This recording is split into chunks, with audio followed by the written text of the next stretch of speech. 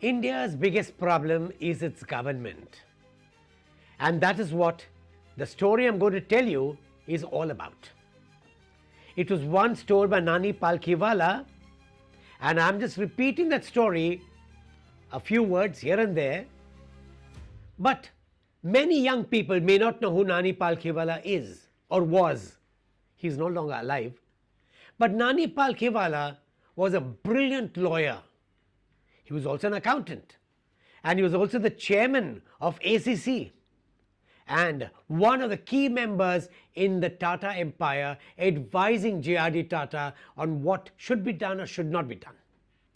But the biggest benefit India had from Nani Palkhivala was that all through the 1980s, he would discuss what the budget of India would be all about. Hi, this is RN Bhaskar from Bhaskar Ki Business Baatein. Remember, at that time, all through the 1980s, we did not have private television channels. We had only Doordarshan, and Doordarshan never tried to criticize the government. And if you wanted to have a very objective, critical view of what the budget is about, you needed someone else. And Nani Palkhivala filled the vacuum.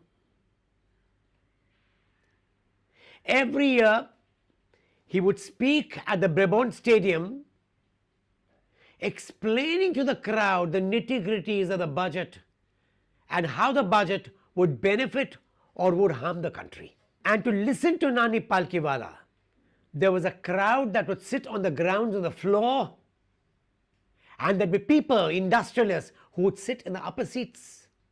And so popular were Nani Palkhivala's lectures that almost every flight to Bombay was booked 3 days before the talk. His budget analysis was just brilliant.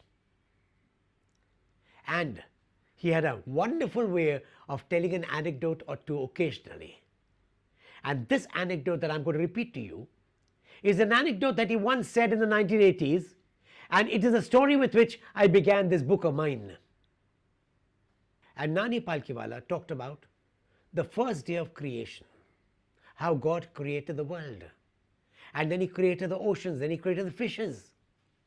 And then one day he decided to create man. So what did God do?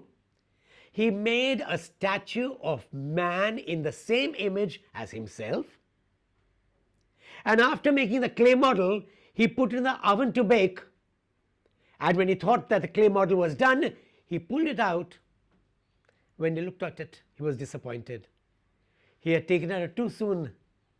But being God, he could not destroy what he had created. So he breathed his breath into that clay model. And lo and behold, there was this man who came out as the white man. God was not very happy. He said, no, I must do something better.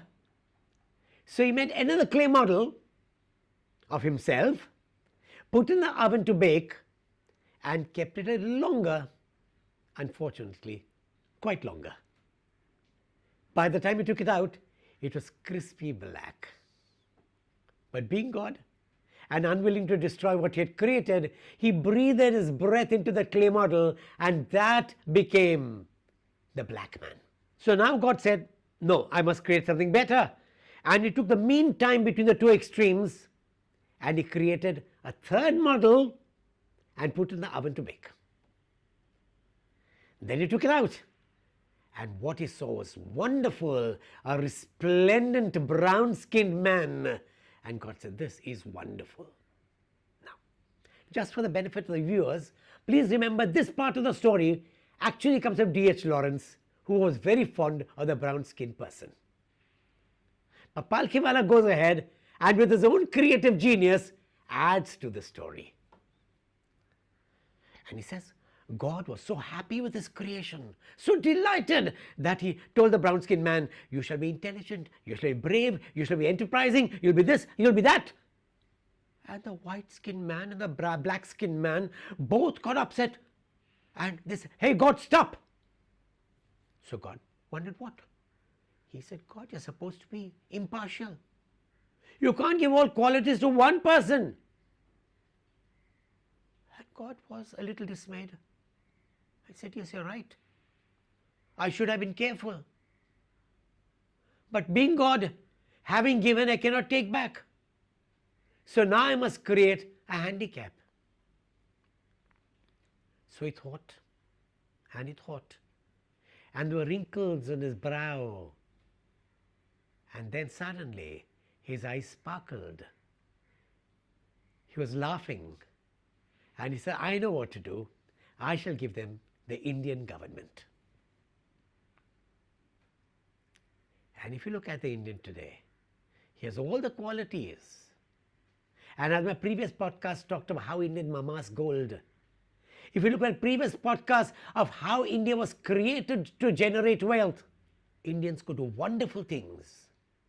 But whenever the government comes in, it kills the talent, it kills that enterprise, and it comes in with a heavy hand. That has been India's handicap. And Palkhiwala's story is relevant even today. Thank you for watching this channel. And as I told you, we'll always come forward with things that you've possibly never heard before. Do log in, do tune in, subscribe to this channel so that you're reminded constantly of something new that you can learn, enjoy, and even cherish.